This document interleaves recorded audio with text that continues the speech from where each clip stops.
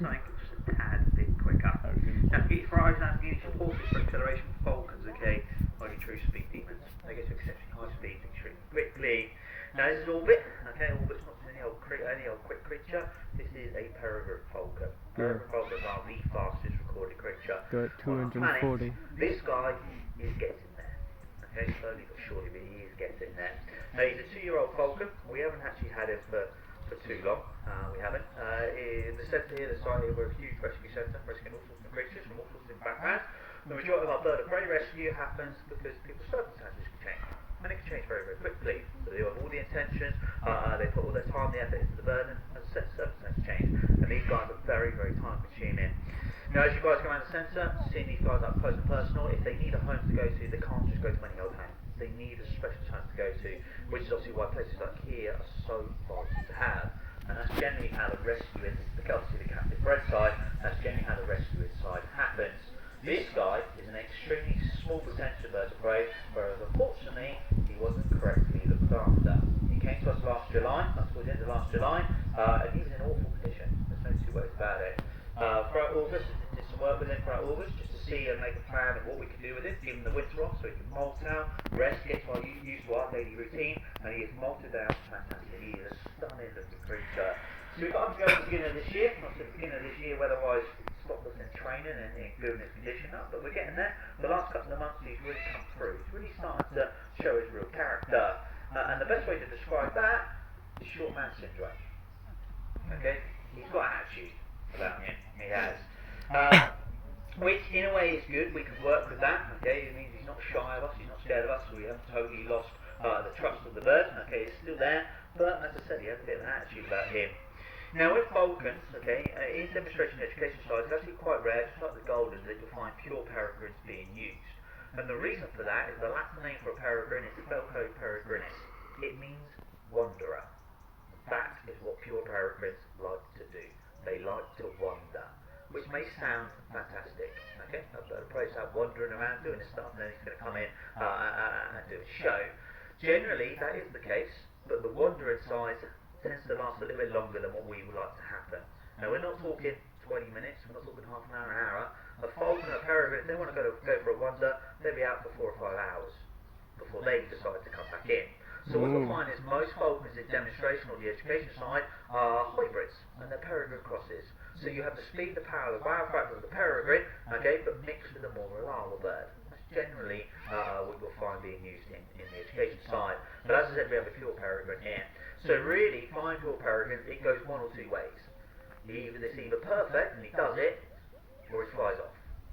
Okay, that's generally how it's going to go. Now, if he flies off, I've been doing this job, I've been working with birds of prey far too long now. I am not in it on my own. I want to see him fly. I know all of you guys want to see him fly. Yeah. So that means if he flies off, we're all going to go looking for him. Ah! You think I'm joking? We are all in it together. Okay, that's how I see it now. Now, in flying falcons nowadays, or with the falcons that we fly here, it's actually not too tricky. Okay, he has one of the top-rated GPS systems on his back. Okay, which is connected to a phone in the wearing room there, and basically it means we can see exactly where he is anywhere in the world. Okay, but it is GPS. GPS sometimes fail. So this tracking device has 3 fail safes. It's got a GPS system. If that fails, it has a traditional tracker, which means this is sending out a beep, a transmitter. We've got a receiver. We pick up the beep, we follow the beep, we find the bird. If that fails, in there is a SIM card. So technically, if the first 2 fail, we can text him. He will text us back his coordinates. We put that to Google Maps. Dad texted the bird. And it is solar panelled as well. So he is technically unlosable. Doesn't mean we're going to get him back, we just know exactly where he is. Now, lastly, before we let him go, when you see a falcon holding his falcon, the most obvious feature is the hood on the bird. The reason we hood them is falcons are exceptionally hyperactive. And now, being such a quick bird, such a maneuverable bird, and we fly so close to the ground, they need to be in perfect working order. And the hood helps them to stay that way. It keeps them calm, keeps them relaxed, keeps them in pristine, perfect condition.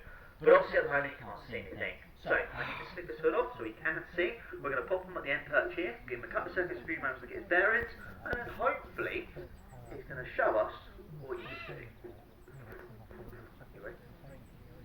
You ready? Yeah.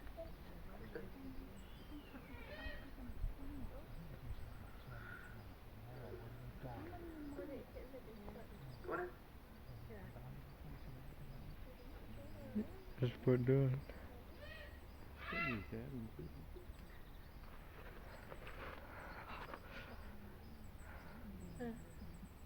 That's stunning. Beautiful. You've had it. Oh, light in the low. There we go. Good boy. Oh no, he's feeding. That's the first part. Now getting him back, whole different ball game. Now, watching him fly, watching him stretch his wings, he's coming to my right. There you go. Look at him. Look at his shape. Everything about him is built for speed. Okay, go back to the golden eagle, rounded in shape. These are your long wings, beautiful long pointed wings. Not only that, from the nose to the tail, a falcon is long, he is pointed. He is built for that vertical dive. Now, within a vertical dive is when a falcon generates his world famous speed. As I said, this species is the fastest recorded creature on our planet. The fastest being a female peregrine at 242 miles per hour. In one dive, in one swoop, that falcon accelerated from 80 miles an hour to 220 in 2.3 seconds. That is an acceleration of 140 miles an hour in less than 2.5 seconds. These guys, okay, are perfectly well-made, high-fast flyers. Obviously, I want to show you that. I want to show It's you very guys hard to I track. want to show you guys how maneuverable this falcon can be. So what I need to do is bring out natural behaviour. Natural behaviour. Oh my God, he's just tail chased with a crow. Yep. Yeah, now natural behaviour for any falcon, good boy. Don't chase stuff. Yeah, naturally, natural behaviour, sorry, for any bird of prey is only two things. One, sit and do nothing. The other is to hunt. So, to get a falcon to fly as natural as we can do, as they do out in the wild in captivity, we need to bring out that hunting instinct. And the hunting instinct is what this lure is going to do. Now, once Orbit's had finished stretching his wings, he's going to come in, because you just saw this one pass, but he's going to come in and he's going to try and hit the lure. That's his aim. His aim is to hit the lure, strike the lure. My aim is to get the lure as close as possible to him. As he goes to strike it, whip it out of his way. He misses it. That's what we call a pass.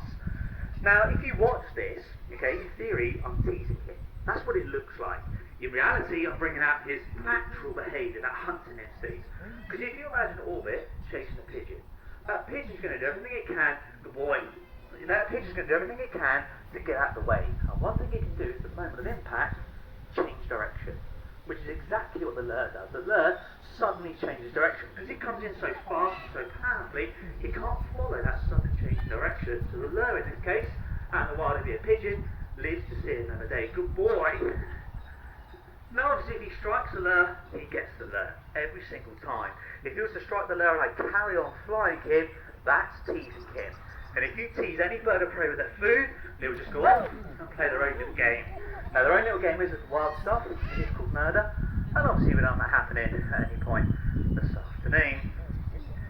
But in that vertical dive, okay, there's a couple of things they need to protect. Firstly, their vision. Okay, they have a third eyelid, all birds of prey have it, called a nictitator membrane. Works like a visor on a crash helmet. Stops any bugs, any dirt coming in contact with the eye, keeps them in perfect working order. Also, they need to breathe. Now, these guys have two little battles in the nose, which does that job. Slows the air down, twists the air, allows the falcon to still breathe when it's travelling at It's very hard to speed. keep track of because of his These guys insane are speed. Perfectly well made, high fast flyers they are. Now, as he flanks round, Yeah, to be we're honest. going to allow him to win the game. Okay, give him a little round of applause. Good boy. That's great. As I said, okay, he is a rescue bird. So, He's the my work Stuka with him of this year, birds. everything is about Just confidence. I need to build his confidence up. His previous owner, I don't think was a bad person anyway whatsoever. I think he was scared of him. Okay, and I'm pretty sure that's where I've got the short man syndrome coming from. He got the upper hand, he had that dominancy side of it. And I think his previous owner was scared of him more than anything. So, but I need him to be confident with me. And one of the best ways in building that confidence up is to not let him know when he's going to get that lure. Okay? So today, I would class as perfect flying today. Yesterday was rubbish. Okay? There's no two ways about it. That was perfect. But there's no calls, there's no whistles, there's no allowing him to know that he's getting the lure. I need him to guess when he's going to get the lure, and that's building that confidence up. But in allowing him to win the game, okay, from the lure, there's a bit of food on there, he'll tuck into it in a second. It does put me in a predicament, because the lure belongs to him now. Obviously I need it back. Now I can't just go up to him and push him off the lure and get my lure back, because that'd be robbing him of his prize. We're going to lose that confidence with him, we are. And if I do that, the next time I try to fly him, he's going to do one thing and one thing only. And that is he will find the highest perch, sit on it, look at me, give me 2 feathers, and that's it. Because you've stolen, you've robbed, you need to swap, you need to trade. Now, saying that you may come across, or you may already know, is fair trade is no robbery. And that saying comes from Folkby, it comes from this part. Now he's eating that bit of food. I'm going to show him another bit of food on the glove, and you should see that here. Swap that lure for this food. So I get my lure back, he gets food for it, and we end up with one nice, happy little Odin. Now, as I said, this is the part where I tend to see that little short man syndrome. But not only did we get a good flying out of him, we got a good trade-off as well. So if you'd be kind enough to give him another nice little round of that. Very wow, spoke too soon, didn't we? You done? Finished? Head up? Good lad. Now, orbit here, okay, for this little demonstration. This little talkie is my final bird to be flying and talking about, so I do hope you have enjoyed it. I hope I've learned a couple things. Obviously, take this opportunity to give you guys a massive thank you. Now, without you guys coming out from the doors, that's the only way we stay here. Now, keeping us here, we keep on our breeding program, keep on our conservation side, keep going on our rescue side. We can only do this kind of work with you guys coming out, enjoying your days, seeing these guys do their stuff. So, massive thank you. Sticking with us at 3 o'clock, back out here, different birds, different talk. Okay, we're out here with Jason, so I do hope to see you there. If you do have to leave us, it's a safe journey home, but I hope to see you again very soon. So, once again, massive thank you for listening, guys. Thank you.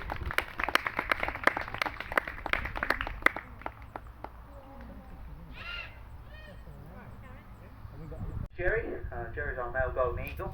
He's 8 years old.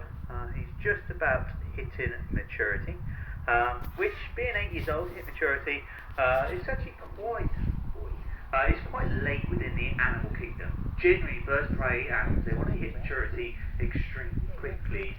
For the reason being, it's a hard life out there. You never know what's going to happen out there. So get hit at maturity, bring on the next generation as quickly as you possibly can. It's just the safety of the species of animal. But when you're on top of the food chain and you've got absolutely nothing naturally to worry about out there, you can take that a little bit longer. So I said between 6 to 10 years is quite average for eagles to mature. But they do live a grand age. Out in the wild, these guys live a long time, and also in captivity. One of the oldest wild eagles, in fact, it was a golden eagle. It was a British golden eagle as well, which is nice.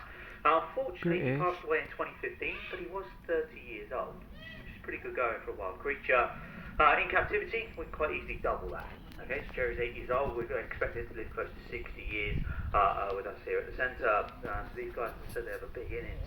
In captivity, they do. But back to that opening statement, calling him Golden Eagle, king of all birds of prey. And I really mean that by 2 main points. Firstly, golden is the world's most recognisable bird of prey. I can almost guarantee each and every one of you guys coming here today would have at least heard of a golden eagle. May not have actually have seen one till today, but you would have at least heard of these guys. As I said, one of the world's most known birds of prey. But alongside that, they are one of the world's most widely spread birds of prey as well. Meaning, if you travel, okay, almost anywhere in the world that you were to travel to, keep your eyes and your ears open, and you could be lucky enough to see one of these guys wild. But with your golden eagle all over the world, there is in fact 6 subspecies of them. So they're all golden eagles, okay, they all look as Jerry looks, that is what a golden eagle looks like. The difference between the 6 is size. Now Jerry here is a British golden eagle, and for size, he is right in the middle. Okay, he's not too big, he's not too small. American golden eagles are your smallest, with your Asian golden eagles being your largest. Now to give you some sort of idea of size difference in your mind, Jerry here weighs just shy of the 7.5 pound mark. That's his body weight. He's got just over a 7-foot wingspan. In fact, for a male golden, he is an exceptionally good size.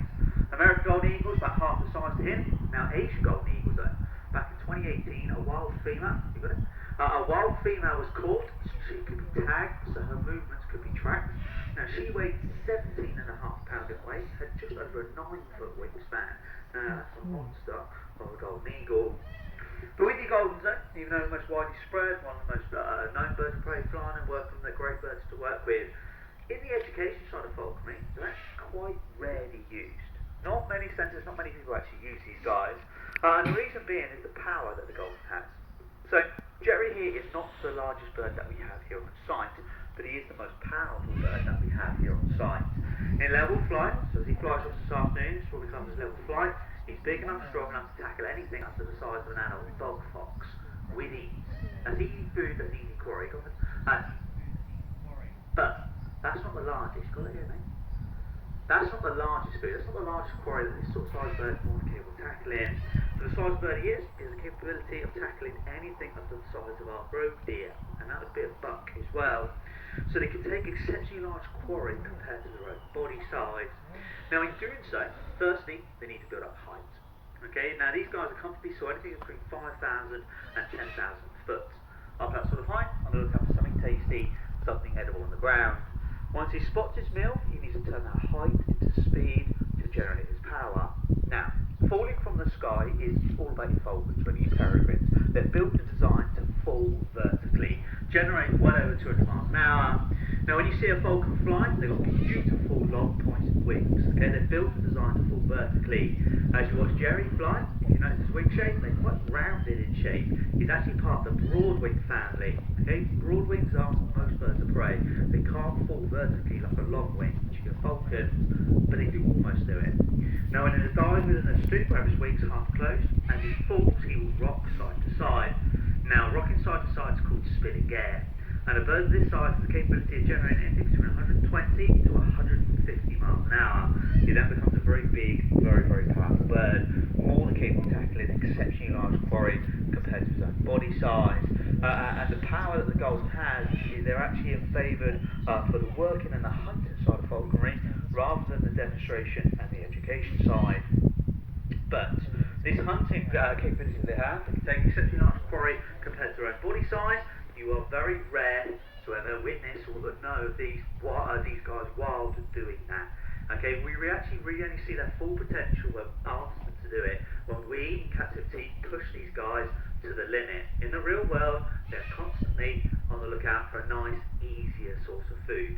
Okay, for example, up in Scotland, they're doing fantastic. There's just over 500 breeding pairs of these guys up there, and the main quarry that they hunt is hare, and it's blue hare as well, which is smaller than our browns. So that's what they mainly hunt. Okay, a much smaller quarry. So you have the capability of taking a deer. A smaller quarry is much easier food source. So that's what they mainly hunt. In fact, it is not what they mainly eat. Over 75% of what these guys eat is carrion, something that is already dead. They do very, very little true hunting. They're constantly looking out for a nice, easier source of food. Now, talking about falconry or talking about birds of prey in this way, I can't prove that point better than flying birds for you. Okay, this is a British bird. As you can see with Jerry at this current moment in time, he is free. There is nothing in this world at this moment in time stopping that bird from flying off. Now, if he was to fly off, he's a native bird, so he's not going to unbalance anything out there. Knowing how to hunt, what to hunt, that's natural instinct. That is built within his mind. He knows what he's doing on that side of it. As you guys are clearly seeing, he's choosing not to do that. Jerry is the one choosing to stick with us. And the reason he's choosing to stick with us is because he's lazy. Okay, that's the bottom line of flying birds of prey. Jerry knows he's guaranteed, every time he flies back to me, he knows he's guaranteed food. He sticks with me, he's guaranteed that easy life. Now, obviously I've got a bond, I've got a trust with this guy, and the trust is food orientated. What I don't want you guys to walk away with is the impression that he's forced into it. Okay, for a starvation side of it. Now again, with Jerry I can't prove that. If I was to make him hangry, and we can all relate to the statement of being hangry, we're very unpredictable people when we're a little bit peckish, we're dealing with creatures at the top of the food chain. If I was to make him hangry, you bring out that unpredictable side, you bring out that dominating side, and obviously we don't want that to happen in any way, shape or form. In fact, when you see a falconer weighing his bird, what he's trying to work out with the body weight of the bird is where the bird's appetite is, and that is what a falconer is constantly working on. Breaks. Good boy. On that nice little note, let's give Jerry here a nice little round of applause. And we'll move on to the next group.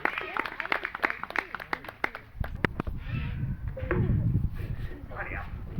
Move on to something a bit different. Now this is electric.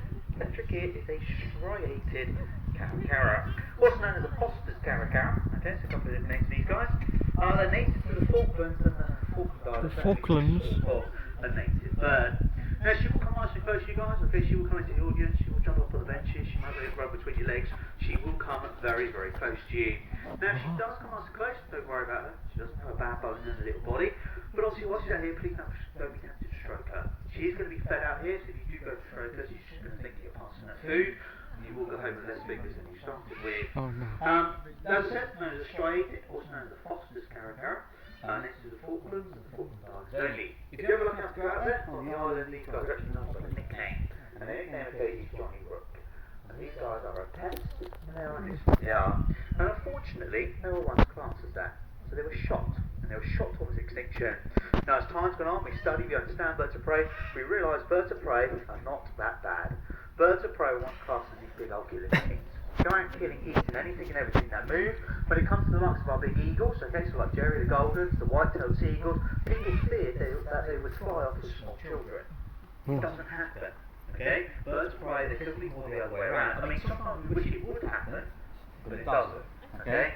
Birds of prey love an easy life. Now, if any of you guys are particularly interested in spotting wild birds of prey, okay, if you think about our buzzards, our red kites, if you think about where you see them, they won't be too far away from a busy road, busy country lane, a busy motorway, and all they're doing is waiting for us to do the job for them, i.e. roadkill. Can't get anything easier than something that's already dead.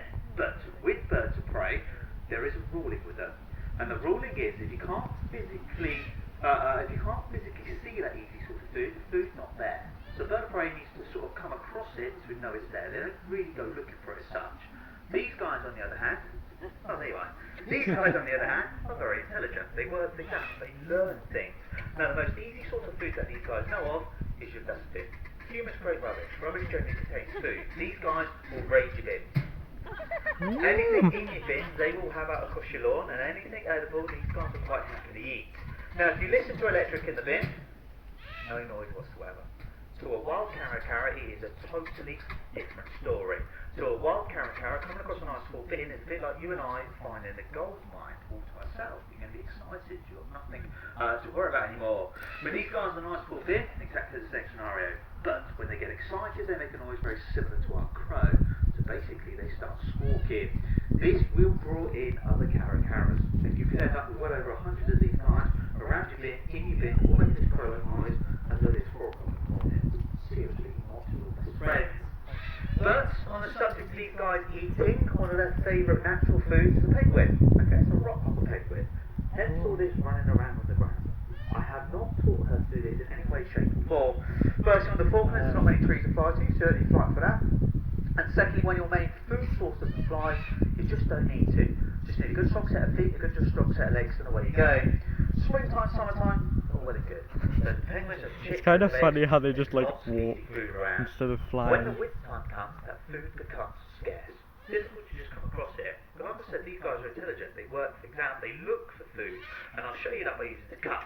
So if we get electric up and in the bin, food in the cup comes upside down. The theory is she shouldn't know where it is. Remember to use the handle. There you go. Oh. As you can see, she will come along, she'll flip that cup over, she'll get a nice, easy piece of food. Bring out any other bird.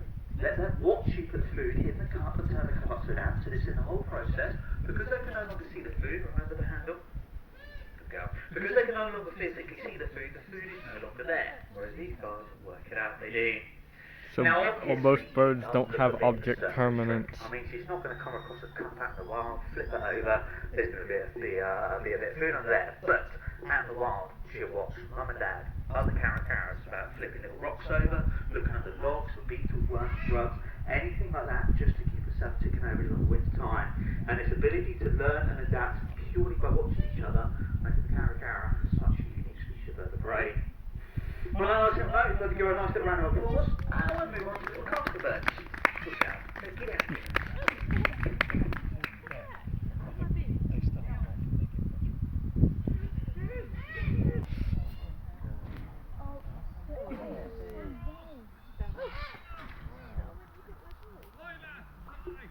Right here. Let's move on to a nice castor bird, and a species of bird that is generally everyone's favourite, which are owls. Everyone loves seeing owls being flown and being used. The one coming across the arena is Sugarbuff. Okay, Sugarbuff's the female. The one at the very end there is Pipsqueak, and Pipsqueak's male. Now these guys aren't just any old owl, these guys are Siberian Vans, which is one of your largest of all your species. Nice male and female, a nice bonded pair. Okay, that's why we have the luxury of flying these guys together, but not a breeding pair. They are just a bonded pair, they are. And the reason for this, okay, these guys are in fact brother and sister. Both hatched here on site, different clutches, but the same mum and dad. So Pipsqueak, the little male, he's 18 years old, the one flying now. Sugar female at the end there is 20 years old. Okay, so as I said, different clutches, but same mum and dad. Then themselves, they don't seem to have siblings in any way, shape or form, but I don't have that reference. They do see themselves as a bonded breeding pair, but for obvious reasons, we can't have that happen. But as I said, it gives us the luxury of flying these guys together. Now, when we do fly owls, though, when we do work with owls, a very good common question we always get asked is why are they awake? Why are they flying during the day? Does the light hurt or affect them in any way? Because obviously, generally when people see an owl, what is that? What was that? Yeah, when people generally see an owl, they believe an owl is a nocturnal hunter, solely coming out at night time. There's over 240 different species of owls known to man, but there is only a very small fraction that are truly nocturnal. The majority of species on our planet are exactly what these guys are, which are crepuscular hunters, which is an owl that hunts dusk and dawn. Also, you get diurnal hunters with owls as well, so you get three different hunting categories. Any of you guys can tell the difference. Anyone and everyone can look at any type of owl. You don't need to know the type of owl you're looking at, but as you look at them, you can all tell what type of hunter you're looking at. And you do it, okay, by the coloration of the owl's eyes. So, with these guys, as they come nice and close, you have a good look at their face, you have a good look at their eyes. Oh, jeez. It almost grazed me. You have a good look at their face, you have a good look at their eyes, you'll see that nice big bright orange eyes. These are your dusk and dawn hunters, your crepusculars. As you go around the centre, you come across owls that have yellow eyes. Snowy owls are a good example. They're your diurnals, your daytime hunters. And again, as you go around the centre, you come across owls that have black eyes. Tawny owls, they're a good example for that. And again, they're your nocturnals, your nighttime hunters. So, coloration of the eye will determine what type of hunter you're looking at. A nice easy way, or a nice easy method to remember which is which, is as you look at the coloration of the eye, just compare it to the coloration of the sky to when they fly. So, these guys are dusk and dawn hunters, they have orange eyes. Now, dusk and dawn, especially during the summer season, the sky tends to go in orange colour. Easy way to remember it. Your diurnals have a yellow eye, so during the daytime, sun yellow, that's easy to remember. And then your nocturnals, your nighttime hunters, they're the ones with the black eyes. Now, obviously, at night time, it's dark and black, that's not so easy to remember. Now, unlike your hawkshoes, your falcons that solely rely on their vision to find their food, owls will predominantly rely on their hearing. Now, they have a unique hearing system called asymmetrical, and that basically means they've got wonky ears. So just above the right eye is the right ear, but below the left eye, though, is the left ear. Okay? Whoa, Jesus.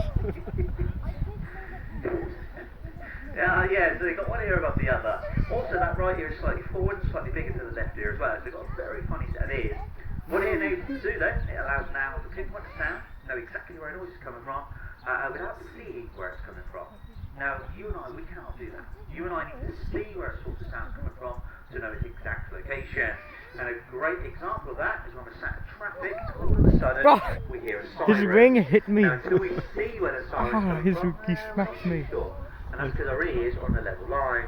But these guys, though, with these wonky ears, are bobbing their head up and down, side to side, they can locate individual sounds amongst lots of others. And their hearing can be so precise that 30 foot away, more capable of pinpointing a rodent, knowing exactly where that rodent is, just by listening to it move around the long grass. So not a bad set of ears they've got. Now lastly, I was talking about their ears, looking at their face, we'll talk about those little tufts on top of their head. Okay, if you look at both owls now, they've got them pointed up. Now those little tufts, they're known as ears of the owl, but they're nothing to do with the hearing in any way, shape or form. They are in fact there for three main reasons. Firstly, for added camouflage. Now these guys would use added camouflage really after a nice big meal. After a nice big meal, they want to sit and do nothing. Say nothing. They never know where their next meal's coming from. So by pointing these two little tufts up, it takes away the outline into their face, and it makes it much more difficult to see them. Secondly, they're for defence. Now, just like Jerry, these guys are eagles. As I said, eagles build the food chain, nothing really to worry about. But with these guys, when they're on the ground, i.e. on food, they're at a huge disadvantage. And other animals know this and come along and try and steal their food. So at this point, they'll these tufts flat back on the head, push their wings up, and they will make themselves as big and as powerful as possible. Now, thirdly, and most importantly, they are there for courtship. Now, as you look at these two, you can clearly see Sugar up there is much bigger than Pipsqueak. In fact she is big enough, strong enough to kill and eat him if she chooses to. So when breeding season comes around, males need to tread carefully. And with these guys, he uses tough communication, so they talk to each other. Now, if she gives the right signals back, he would move closer and closer, and once close enough, he would offer her food. Now, if she accepts that food, she'll accept him as a partner, and they will bond for life. Now, all birds of prey bond for life. That is in the best interest for the male, because if you imagine, guys, at home, you've got a lady that's big enough, strong enough to kill and eat you, you find one that likes you, you stick with her. Some people are into that. Right, give these two a nice little round of applause. Having a woman that's big and strong enough to kill them.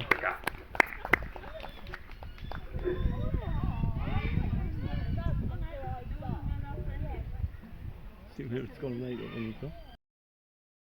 Start affecting other animals, and eventually it would start affecting us as humans. So they're an incredibly important animal to have on our planet. So they're like the However, animal the equivalent story of for the our CDC. old world vultures, like our hooded vultures, isn't too great. Around 73% of all vultures on our planet are critically endangered. Now that's one step away from being extinct in the wild, including our African hooded vultures here today. And there's a few different reasons for that. And probably the first and biggest problem for vultures in recent years is the effects of poaching out in Africa. Now, poachers are targeting elephants and rhino tusks predominantly to sell on to the black market in central the Middle East and also East Asia.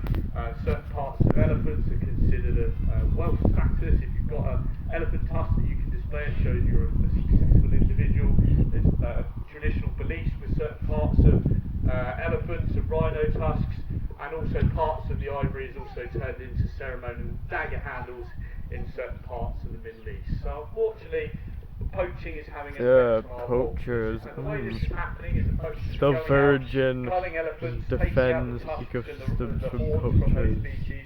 The vultures are out there doing what they would naturally be Versus doing, the circling Chad around shoots the up on those poacher to high death. thermals, looking for the next meal. The problem for the poachers is that those vultures are giving away their positions to perhaps the park authority, the military, the defence force, depending on where you are in Africa.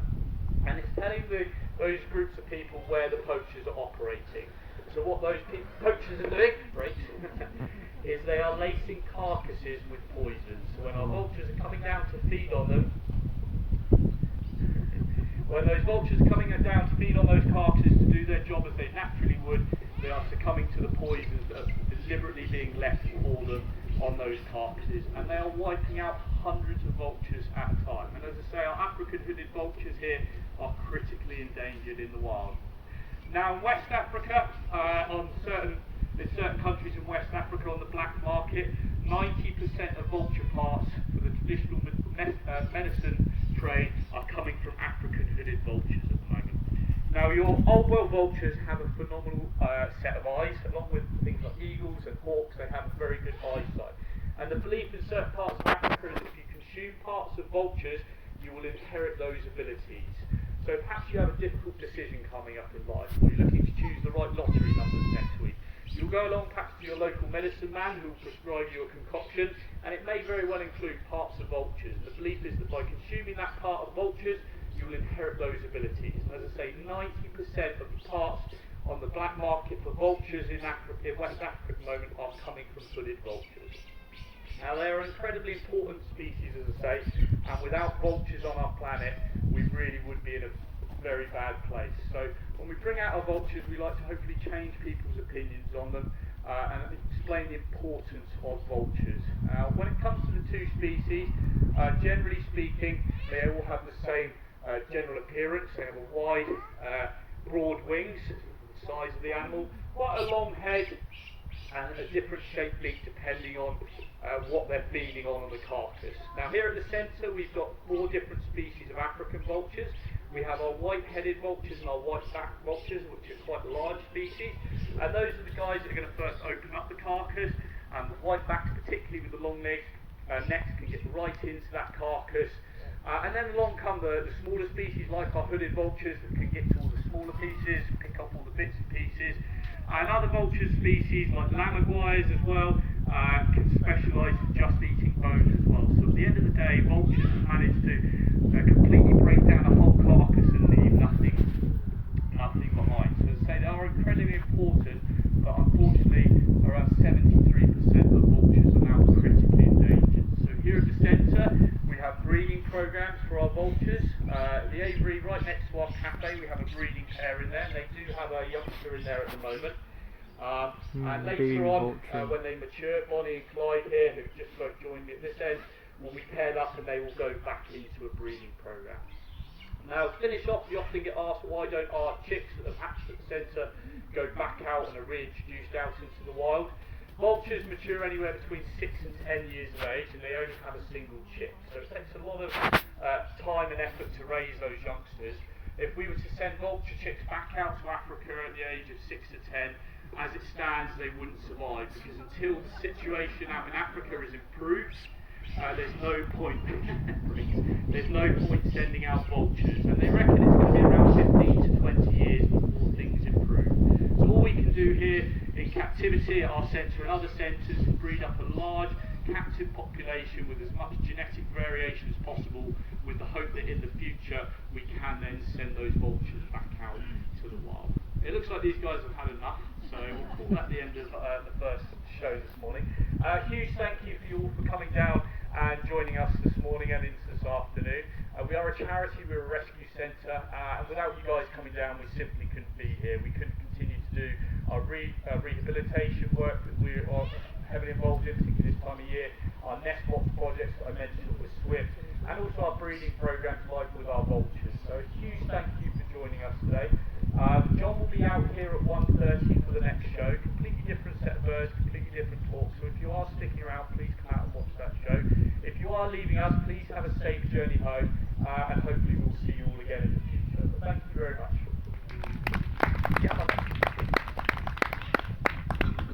Very nice. Hopefully they're going to come around nice and close for you guys and have a good look at them. If any of our birds do come nice and close, please feel free to take photos. It doesn't affect their eyes in any way. Just please don't be tempted to reach out and try and stroke or touch any of the birds. I am feeding them small pieces of food, and they might just mistake your fingers for something to eat. So we're going to start off with Ozzy here, and Ozzy is a laughing kookaburra. Now you guys will come down to Liberty's owl, Raptor, reptile centre this afternoon or this morning, and technically Ozzy doesn't belong here at our centre. Now you may have come across Liberty. Liberty is our female Alaskan bald eagle. You may have seen her in the aviaries just out from our cafe. She's Oh, but large some with two individuals in there. It might be a bit different. You may or may not have gone into our reptile house today. Pretty much everything in there is a rescue in one way or another. And no doubt you've come across some of our owls. The urge to pet them is insane. That half all the birds that sent to our owls. Now a raptor is an animal that catches and kills food with its feet. And actually Ozzy here doesn't fit into any one of those categories. He's certainly not a Alaskan bald eagle, certainly not a reptile, definitely not an owl. And if you have a look at his feet as he flies around, you'll see that he's got incredibly small feet. So he doesn't actually catch and kill food with his feet. And in actual fact, Ozzy here is closely related to a kingfisher. He is part of the kingfisher family. Best known for diving. Diving headfirst down into the water and coming out with fish. You also get woodland species down in southern Africa. And as I say, Ozzy here is a member of the kingfisher family rather than being a bird of prey. We like our kookaburras, they're very chatty, they're very noisy, and that famous laughing call is perhaps what they're best known for. Now Ozzy, as his name perhaps gives away, isn't native to the UK. In fact, you have to travel all the way down to Australia to find these guys out in the wild. Where you will find around 50 million of these guys down in Australia. They're an incredibly common species of bird around arid woodlands, parks, suburban areas, and also in people's gardens as well. So a very common sight down in Australia. Now, next door to Ozzy, by our koi fish pond, he's got a neighbour, another laughing kookaburra by the name of Kiwi. And if you're any good with the nicknames for people from certain countries, Kiwi is named after New Zealand, where recently around 500 kookaburras have also been introduced as well. So they are now native to New Zealand as well as Australia. Certainly not in the same numbers that we have or found down in Australia, but no doubt in the next few years those numbers will increase. Now that famous laughing call isn't something that comes naturally to kookaburras when they hatch, when they fledge, when they're starting to fly. It's not something they know how to do straight away. It's not an innate behaviour. They have to be taught it. So once the the youngsters have hatched and fledged, and they're able to follow mum and dad around, mum and dad will take them off to singing school. So every day once they're ready, they will take their youngsters off to singing school, away from the nest, perhaps line them up on a branch or a perch somewhere. Week by week, day by day, they will break down that famous laughing kookaburra call. So every day they'll go off, they'll practice that call until they've mastered that famous kookaburra laughing call, at which point mum and dad will be happy to let them off into the big bad world, and in that way they're not going to let down the family name by messing up that famous laughing call. And in Australia they are known as the Bushman's alarm clock, very much the same as perhaps our dawn chorus, our kookaburras, particularly when we come in first thing in the morning, very noisy, very chatty, and out in Australia, if you're perhaps camping out in the bush, if you're hearing the kookaburras calling away, it's probably time to be getting up and getting on with your day, and that's that famous laughing kookaburra call. Now, back in the 1950s, somebody decided that a kookaburra call made the perfect catching sound for movies. So if there's perhaps a movie you see with a jungle setting, perhaps the heroes trekking through the jungle, rescuing the princess or the lady, perhaps something like that. If you listen carefully, very often you will hear a kookaburra has been dubbed in the background to make it sound a bit more authentic, a bit more original. Now, in actual fact, as I mentioned, kookaburras are being found in thick rainforests like perhaps the Amazon or the Congo Basin in Africa, but for some reason back in the 1950s somebody decided that famous laughing call made a perfect backing sound. First time it was used was during the Tarzan movies in the 1950s, and more recently, if you've seen some of the newer Jurassic Park movies, if you listen carefully, that lady's nodding over there, you can hear a kookaburra laughing in the background while the dinosaurs are roaming around. Out in the wild, because Ozzy's not a raptor, pretty much everything he catches he needs to swallow whole. So we're talking about small amphibians, small rodents, also snakes as well, small snake species you find out in Australia. And as I say, because he can't hold his food down and pull it apart like a raptor can, he has to swallow that food whole. And very often what he will do is he will whack that piece of food against a branch or a rock, called tenderizing. And first, to make sure that that piece of food is dead, the last thing he wants is to try to swallow a piece of food that's still wiggling around.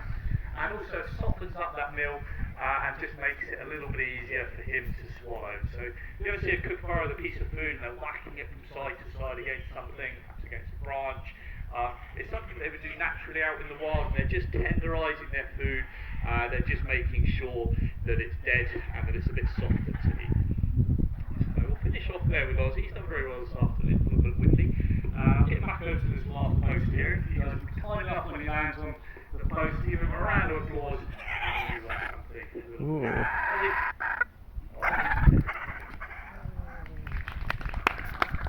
Up. Very wonderful.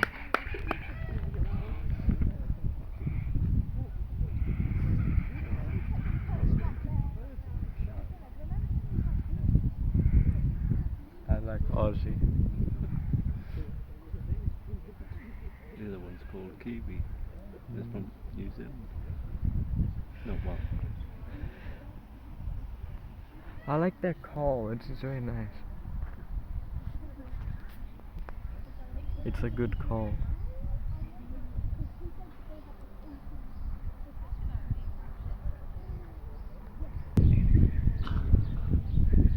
So we're going to move on to a nice native species. I'm just going to pop on. So we're going to move on to a nice native species. Now the bird that I've left out here, his name is called Swift, and Swift is a common kestrel. Now the other name for our kestrels is kestrel, same species, Ravenfield reference. known by two different names. As that name implies, you will find him across the mainland, Spain, Portugal, France, Germany, quite a widely distributed bird, and in Europe. Here in the country, on our countryside, unfortunately they're not living up to that common name. In the last 10 years or so, we've lost about 50% of our kestrels here in the UK, which is a real shame because they are such an iconic species, an iconic bird of prey. And this is the bird of prey if you've been driving out in the countryside, perhaps through country lanes or even along the motorway, and you're looking out over a field and you're watching a bird of prey hovering above the field. It's staying perfectly still in the air, head down, wings beating furiously. You are looking at a kestrel. There is no other bird of prey that can truly hover the way that a kestrel can. Some birds on a windy day, perhaps like today, that's encouraging, is it? Let's just see if he comes back. Some other birds of prey can spill air and stay stationary into a strong breeze, but even on a still day, our kestrels can stay perfectly still, hovering above the ground and looking for their next meal. Oh no, where did he go? Mice, voles and shrews, and also insects as well. Right, I'm just going to go see if I can find him. I'll be back in 2 seconds.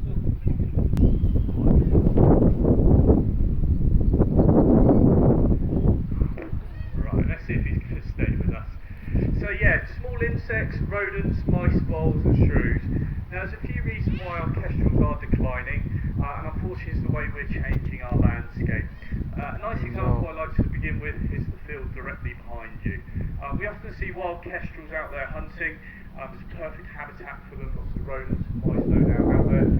If you were to come back in the next couple of years and look out at that field, you will see around 440 new homes being built. So we're making it harder and harder for our kestrels to find their food out in the wild. We're pushing them further and further to the margins, and obviously it's making it harder for these guys to find enough food both for themselves and also their offspring. Now kestrels will have anywhere between 2 and 5 eggs each year. Unfortunately 70% of those chicks won't make it to their first birthday, and a lot of that is down to starvation. And again, changing our landscape, we're making that even harder yet again. The problem is fields are perfect for housing. The problems with pesticides. But it's also the way they get their food. Pesticides and insecticides. We're using them to protect our crops. Our farmers are using them to protect their livelihoods. We don't want rats and mice destroying hard years growing out on the fields. But unfortunately for our kestrels, those pesticides are accumulating in their bodies. So every time they eat an insect that's perhaps been sprayed or a rodent, those toxins are increasing in the kestrel's body. Now, a survey that was done back in 2021 out in Europe in 2 countries, they surveyed 261 kestrels, and of those 261 kestrels, 160 had at least one form of poison in their system. Oh no. Unfortunately, all passed away. So it is a huge problem, and certainly a bird that we do need to be looking after in our countryside, because as I say, they are such an iconic species. Now here at the centre, myself, Jason and Lena, we build nest boxes during the winter months, and at the start of the year we go out around Hampshire and Dorset, and we put up nest boxes for 3 of our native species, including our kestrels, because often kestrels will make use of abandoned crow and rook nests, and again if we're clearing land for housing, or don't particularly like crows and rooks around, they're noisy, we take the trees down, then there's nowhere for these guys to take over those nests. So by going out and putting up the nest boxes, it just gives our kestrels just a little bit of a helping start when they are ready to start breeding and laying eggs for themselves. Now a nice note I'd like to finish off with our kestrels is life expectancy in captivity. Now generally speaking, you should be able to double life expectancy in captivity. Kestrels in the wild will live to 5 years of age, so in captivity theoretically you should be able to double that to around 10. Good food, regular food every single day. It's not guaranteed in the wild that you're going to catch something. There's no predators in any of our birds' aviaries, and also we have experienced falconers and a good experienced vet nearby should we need their help. Now, next to Swift, in one of the other aviaries just next to him is our male kestrel. His name is Flymo, and Flymo is 16 years old this year. So he is getting on in life, but it just goes to show with good quality food and good care that we can easily double our life expectancy. Now with kestrels, we'll just quickly finish off. Generally speaking, coloration with birds of prey is identical. It can be very difficult to tell your males from your females. Your females are uniform brown from the head to the tail, whereas your males have a grey head and a grey tail with a brown body. So you wouldn't be mistaken for thinking the Swift was a female. He's got predominantly brown on him, but in actual fact he's just coming up to a year old and he's yet to develop that adult plumage that you'll see on Flymo. You're staying with me now. You'll see on Flymo, drops now. So if you were to come back in a year's time, you would find the Swift has developed a grey head and a grey tail, which identifies him as a male. So we'll finish it off there with Swift. If you guys would be kind enough to give him a round of applause, and we'll move on to something a little bit bigger. Now this is Jake, and Jake is a male parrot. He does like to do a quick circuit or two at the centre,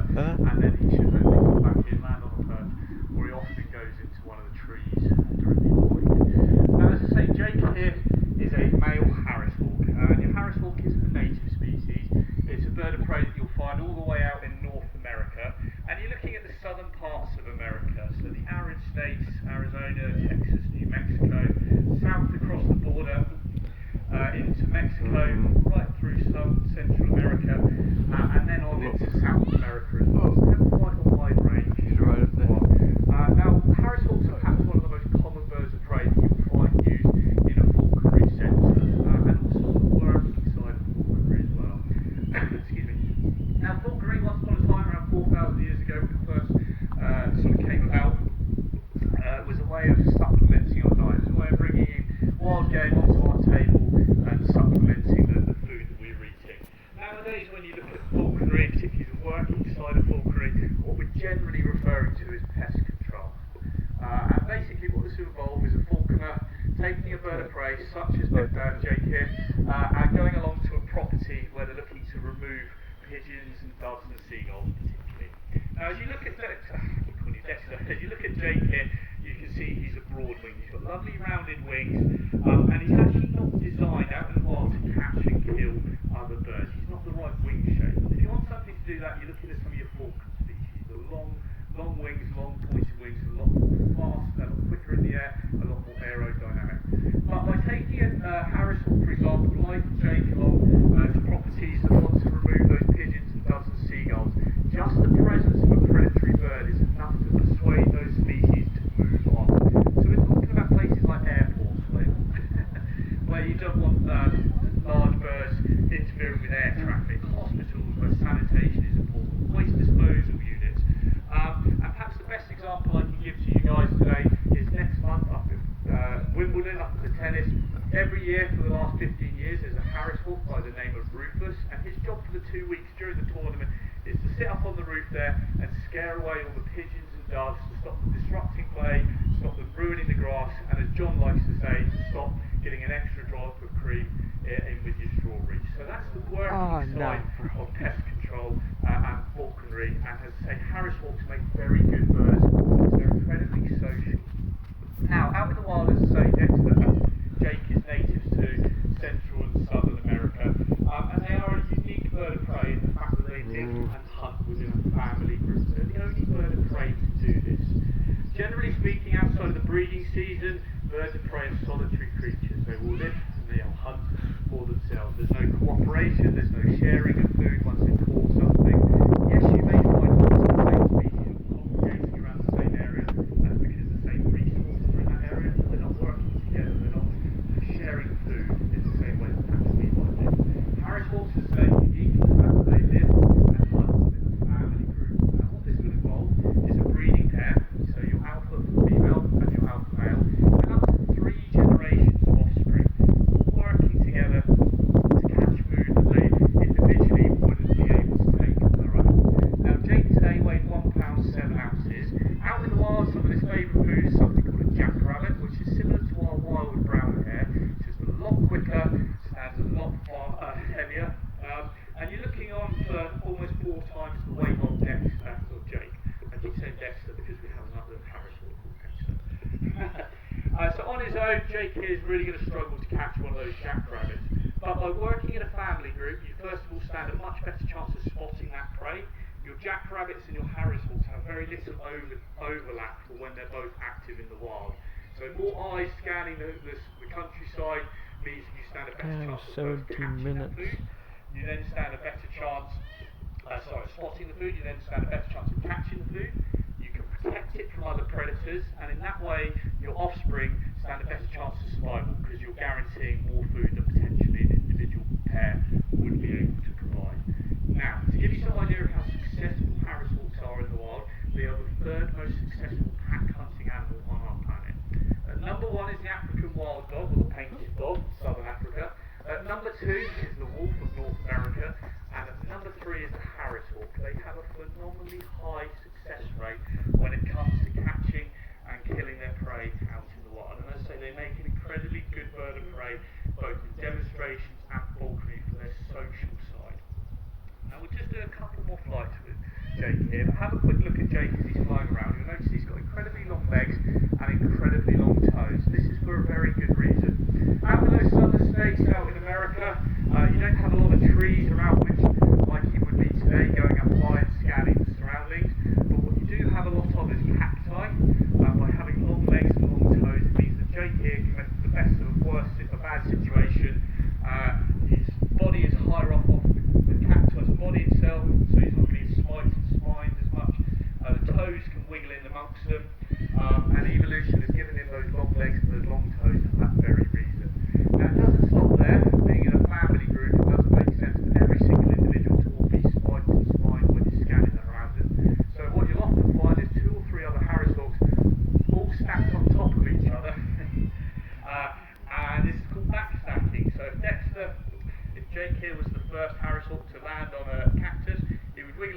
feather when he was comfortable. The white flash on the underside is a visual indication that he's ready. And he'll have up to 2 or 3 other Harris hawks in his family group perching one on top of each other on his back. Very often the one at the top will spread their wings to provide a bit of shade, and in that way they keep it as fair as possible. And then when they move to another cactus, Jake would move up that stack of Harris hawks, and then one of his I might siblings need, or like, one of his sunglasses. relatives Jesus. would then be at the My bottom. eyes. And that way they keep it as fair as possible, which makes them an incredibly social and very successful bird out in The glasses are so. the Oh, my Americas. eyes. So we're going to get Jake You're in not here to using the glasses. final piece of the You guys will be kind enough to give him a round of applause. as he You lands didn't back bring up. them? And Oh. we're going to move on to a group of 3 birds. Incoming. So we're going to finish off with a group of 3 of our African hooded vultures. And hopefully you rejoin us back down this end. So we have Bonnie, Vesta and Clyde. So this is Vesta that's just landed at my feet here now. We have Clyde just joining us again at my feet, and then at the far end by Leela there we have Bonnie. And as the name implies, these are an African species of vulture. Now when it comes to our vultures, they're perhaps one of the most misunderstood creatures on our planet. Globally we have 23 species, and they're split into 2 different family groups. We have a New World family group that's found in the Americas, so North and South America, and then we have an Old World species family of vultures in Africa, Asia and Europe. And I say they're split into 2 different family groups, but your vultures are perhaps one of the most misunderstood creatures on our planet. They often get walked past, overlooked when people come down to look at them, often because of the way they look. They're not as soft and cute and cuddly and as fluffy as perhaps an owl. And if you've ever seen movies, they're often associated with death, and they have a sort of a sinister appearance. But in actual fact, they are perhaps one of the most important creatures on our planet, right up there with the likes of the honeybees, and we all know how important honeybees are. Now, every single one of you today are completely safe from all 23 species of vultures that we have on our planet. And that's for one very good reason. And that's because every single vulture that we have on our planet only feeds on carrion. So they are going around out in the wild and clearing up carcasses. They're not hunting, they have absolutely no power in their feet whatsoever. So long as you guys don't fall asleep today on me, you are absolutely safe from every single one of the vultures that we have. Yeah, if you fall asleep, they might try to eat out in the you. wild and they're clearing up carcasses, and in that way they're stopping the spread of diseases. Now, when a vulture comes across a carcass, they might not necessarily know how that animal has died. It could have died naturally, but very often some form of disease will probably have played a part. And when a vulture comes to a carcass, it doesn't want to obviously succumb to those same diseases. So the way that a vulture stops and it keeps themselves safe, and also us as humans and other animals, is that the acid in the crop of the vulture is incredibly acidic. Now, a crop on a bird of prey is where food is stored before it's passed into the stomach. And in a vulture, that acid is so acidic that it can stop some particularly nasty diseases. We're talking about things like tuberculosis, anthrax, rabies, botulism, and also most recently in West Africa, vultures have been feeding on wading birds that have died from bird flu, and they are stopping the spread of that disease as well. Breaks. So they also help So stop the they're spread of incredibly disease. important. Now, without vultures, very quickly those diseases would start to cascade.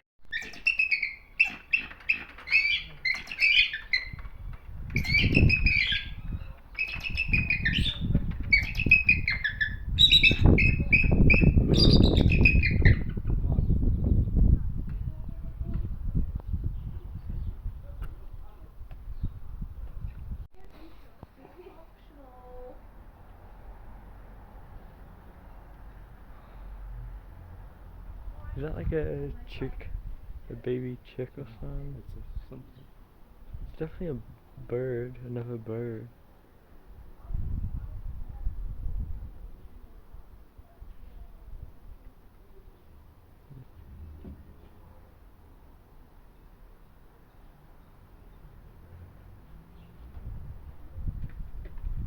Sure enough.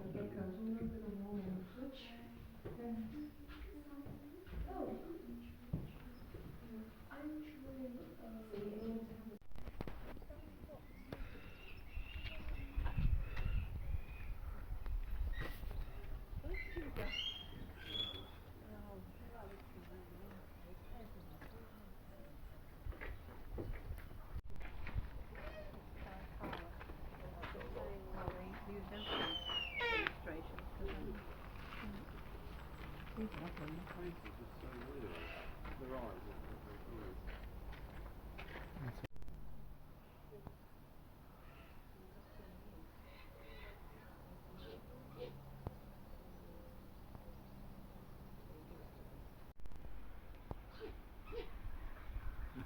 not his foot. If he really doesn't like those restraints, maybe they're a bit too tight or a bit too loose. I try my best not to.